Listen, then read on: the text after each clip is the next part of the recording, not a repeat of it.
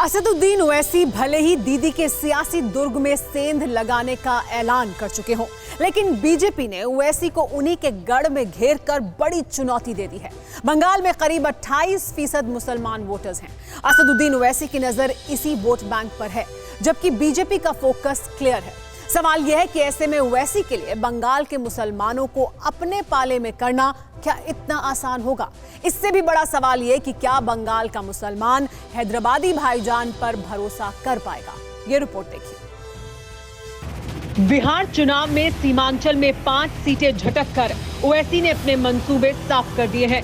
ओवैसी ताल ठोक कर कह रहे हैं कि बंगाल जाएंगे, जरूर जाएंगे, बंगाल के कोने कोने में जाएंगे। मैं लड़ूंगा भाई, बंगाल लड़ूंगा, यूपी लड़ूंगा, भारत का हर इलेक्शन लड़ूंगा। मैं किसी के मातहत काम नहीं करता, मेरी पार्टी है, मुझे इख्तियार है अपनी पार्टी को फैलाने का। ओवैसी जानते हैं कि मजलिस की सियासत के लिए बंगाल मुफीद है। सीमांचल में 5 सीटें जीतने के बाद उन्हें एहसास हो चुका है कि हैदराबाद की चौहद्दी से बाहर निकलने का इससे बेहतर मौका नहीं मिल सकता। बंगाल में करीब 28% मुसलमान आबादी है, जो कश्मीर और असम के बाद सबसे ज्यादा है।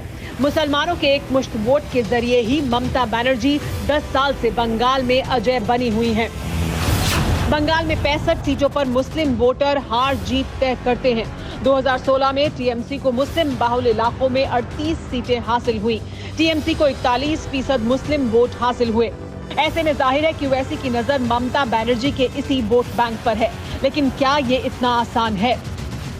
2016 में टीएमसी को पश्चिम बंगाल में 212 सीटें मिली थी। इनमें से 98 सीटें ऐसी हैं जहां पर मुसलमान मतदाता निर्णायक भूमिका में हैं।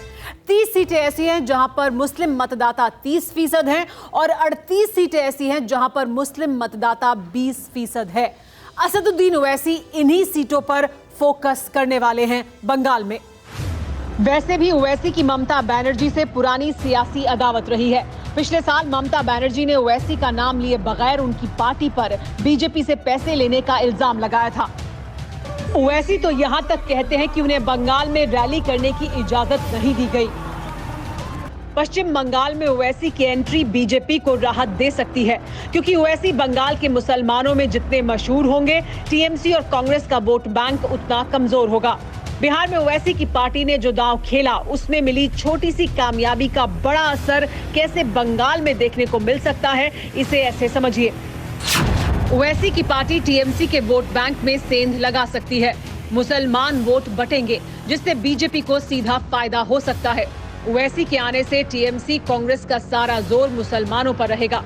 बीजेपी ममता बनर्जी के तुष्टीकरण को मुद्दा बनाएगी। राष्ट्रवाद, घुसपैठ, एनआरसी पर ममता और बीजेपी में सीधी लड़ाई है। मुसलमानों के मुद्दे पर ओवैसी असरदार साबित होने की कोशिश करेंगे। मुसलमानों के असर वाली 90 से ज्यादा सीटों पर ओवैसी दाव लगाएंगे। मुस्लिम वोटर वाली निर्णायक 90 सीटों पर एआईएमआईएम, टीएमसी और कांग्रेस की टक्कर हो सकती है। इससे बीजेपी बाकी बची 200 से ज्यादा सीटों पर जीत की राह आसान बनाने की कोशिश करेगी। यही वजह है कि बीजेपी ने बंगाल में 200 सीटें जीतने का टारगेट तय किया है।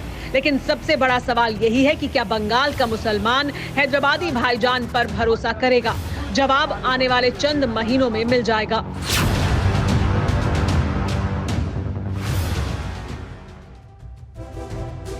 असदुद्दीन ओवैसी मंझे हुए सियासतदां हैं। कब, कहां, कैसे बोलना है बखूबी जानते हैं। सियासी नफा नुकसान नाप तोल कर बोलते हैं। ओवैसी को पता है कि सियासत गुंजाइश से शुरू होती है।